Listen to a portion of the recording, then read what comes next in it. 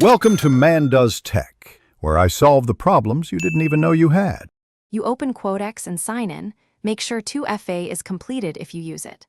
Once logged in, go straight to the trading dashboard and pick the instrument you plan to trade. You need funds visible and the chart loaded. This matters because trade time options depend on the selected asset and session. While the chart loads, locate the trade panel on the right. That is where time settings are shown and changed. You now access the trade time control in the panel. Click the drop-down to reveal presets such as 30s, 1M, 5M. Once visible, pick a preset for speed or choose the custom option when you need a specific duration. When you type a custom value, include units clearly, seconds or minutes, and press enter to apply. Make sure the displayed time updates on the order tile. That visual confirmation prevents. You're at the final step. Review the order preview, confirm the trade time, stake, and direction before placing the order. Once done, click place or confirm. Do not rush because the chosen expiry is final.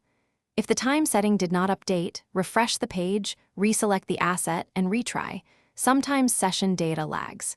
If the control remains unresponsive, take a screenshot and contact Quotex support immediately. That screenshot speeds resolution and documents the issue. Thanks for watching. If you found this helpful, don't forget to like and subscribe.